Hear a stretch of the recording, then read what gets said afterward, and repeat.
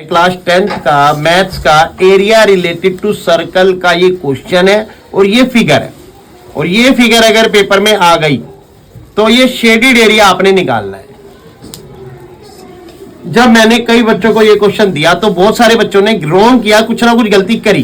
क्या गलती करी? फिगर ये आएगा same to same, square O A B C, साफ साफ लिख दिया square O A B C, O A B C, ठीक है, दिखाई दे रहा है स्क्वायर। अब inscribed in a quadrant, quadrant पर आपको नॉलेज नहीं है तो आप इस क्वेश्चन को नहीं कर पाओगे, क्योंकि जब एक सर्कल बनता है उसके 4 पार्ट होते हैं। तो एक पार्ट को क्या बोलते हैं? फर्स्ट क्वाड्रेंट, कोऑर्डिनेट ज्योमेट्री वाला पार्ट। तो ये एक क्वाड्रेंट दे दिया और उसकी शेप कुछ इस तरीके से, इसी क्वाड्रेंट को ऐसे बना दिया। ये 90 डिग्री है।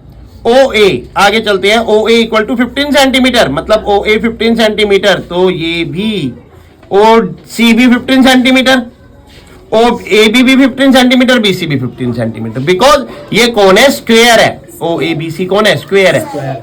सिंपल। अब क्या है ना, बच्चे इसमें ये नहीं जज कर पाते कि इसमें रेडियस क्या होगा, क्योंकि क्वेश्चन में रेडियस है ही नहीं। अगर मैं क्वाड्रेंट का एरिया बताऊं तो मोस्टली बच्चों को area of quadrant, area of quadrant O P Q, देखो ओ पी क्यू ये एक एरिया है। एरिया ऑफ क्वाड्रेंट का फॉर्मूला क्या लगेगा बता दो? Theta upon 360 multiply pi R square. Area of sector, area of sector O P Q, तो सबसे पहले एरिया ऑफ सेक्टर लिख दिया मैंने, area of sector equal to, ये एरिया रिलेटेड टू सर्कल का फॉर्मूला है, यहां से हम सॉल्यूशन करने जा रहे हैं। और एरिया ऑफ सेक्टर कौन सा? ओ पी क्यू, दिखाई दे रहा है आपको ओ पी क्यू, बिकॉज यहां पर 90 डिग्री है। जब इस फार्मूले को लगाया theta upon 360 multiply pi R square, तो थीटा तो पता है ये रहा 90 डिग्री, बट क्या रेडियस पता है? नहीं पता रेडियस, और रेडियस है ही नहीं। अब रेडियस है कहां? ओ से बी को ज्वाइन कर दो, ओ से बी को ज्वाइन कर दो, तो सेंटर से सर्कल को टच कर गए। यहां पे भी अगर मैं ओ से इधर यहां पर ज्वाइन कर दूं, बी है, तो सेंटर से किसको टच कर गए? सर्कल को टच कर गए। और सर्कल को टच कर गए तो इसका मतलब आपको रेडियस क्लियर हो गया, radius equal to O B. लेकिन अभी यहां मेजरमेंट में रेडियस नहीं मिला, पूरे क्वेश्चन में सिर्फ ओ ए दे रखा है, मतलब कि साइड ऑफ स्क्वायर गिवन है, और साइड ऑफ स्क्वायर गिवन है और मुझे निकालना है रेडियस। तो ये 15, ये 15 और ये कितना डिग्री? 90 डिग्री। तो रेडियस ओ बी कैसे निकलेगा? पाइथागोरस थ्योरम, पाइथागोरस थ्योरम, मतलब कि ओ बी का स्क्वायर, हाइपोटेनियस का square equal to O A का स्क्वायर प्लस ए बी का स्क्वायर। सिखाया ना, हाइपोटेनियस का square equal to base O A का square plus A B perpendicular का स्क्वायर।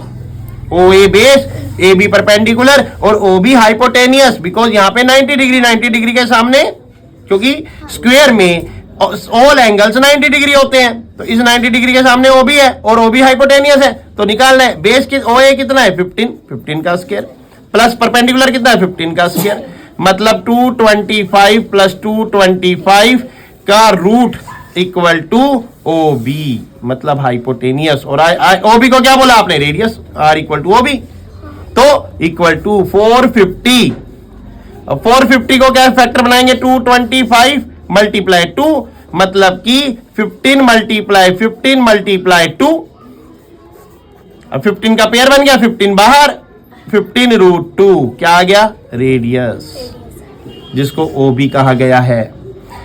90% बच्चे, कल मैंने जब 5 बच्चों को ये टास्क दिया तो उसमें से एक भी बच्चा रेडियस कंफर्म नहीं कर पाया, और जब रेडियस ही कंफर्म नहीं हुआ तो ये वैल्यू कैसे निकालोगे? थीटा तो पता है 90, तो क्वाड्रेंट का एरिया कैसे निकलेगा? Theta upon 360 pi R square. R पता ही नहीं, आर अब मैंने निकाल के दिखाया, किससे? पाइथागोरस थ्योरम से। चलो तो आ जाओ इस पे। तो area of quadrant 90 degree divide 360 degree multiply 3.14, because उसने क्वेश्चन में दे दिया पाई 3.14, और रेडियस मल्टीप्लाई 15 रूट 2 का स्क्वायर। नहीं आया समझ? देख लो, 15 रूट 2 रेडियस है, रेडियस का स्क्वायर पाई आर स्क्वायर, तो 0 0 कट गया, 9 4 जा 36। Next step 1/4 multiply 314 divide 100 multiply 225 multiply 2। Next step 1/4 multiply 314 divide 100 क्यों लगाया, ये डेसिमल हटा दिया, मल्टीप्लाई 220 15 का स्क्वायर 225 रूट 2 का स्क्वायर 2, तो 450 0 0 कट। ठीक है भाई, तो इन दोनों को मल्टीप्लाई करेंगे, 314 को 45 से मल्टीप्लाई करेंगे, क्या आएगा लिख देते हैं, 314,130 डिवाइड 4 इंटू 10 40 0 0 कट। अब इसको डिवाइड 4 से, तो आंसर आएगा 353.25 सेंटीमीटर स्क्वायर। करके देख लो, 4 3 जा 12, 2 1 4 5 जा 20, 1 3 4 3 जा 12, डेसिमल 1 0 4 2 जा 4 5 जा, सिंपल। 353.25 सेंटीमीटर स्क्वायर आपका आंसर आ गया। अब रह गया हमें तो शेडेड एरिया निकालना है ना, तो अंदर क्या है, स्क्वायर है, area of square, area of square. Area of square क्या होता है, साइड इंटू साइड, साइड का स्क्वायर, साइड मल्टीप्लाई साइड, और साइड कितनी है यहाँ पे 15 मल्टीप्लाई 15 है ना side, O A 15, A B 15, B C 15, O C 15, 225 centimetre square. अब area of shaded region, area of shaded region, तो शेडेड रीजन का क्या निकलेगा भैया, O P B Q, area of O P B Q minus area of square, area of square कौन है, ओ A B C, O A B सी। तो अभी क्या निकाला, 353.25 माइनस 225.00, तो आंसर आ गया आपका 0.25। 13 minus 5 8, 4 minus 2 2, 3 minus 2 1, 128.25 centimetre square is answer. Section D में अगर 5 नंबर का ये क्वेश्चन आ जाता है, सीबीएसई बोर्ड में, स्टेट बोर्ड में, हरियाणा बोर्ड में, ऑल ओवर इंडिया बोर्ड में, कहीं भी आ जाता है, तो ये क्वेश्चन इस तरीके से होगा। 99% बच्चे रेडियस फाइंड नहीं करते, जिसके कारण इसका आंसर नहीं आता है। ठीक है, अगर अच्छा लगा, समझ आया, चैनल को लाइक शेयर सब्सक्राइब कर जरूर करके जाइए, और कमेंट में कोई भी न्यू क्वेश्चन आपने पूछना हो, करवाना हो, तो आप बता देना, हम करवा देंगे। Thank you very much.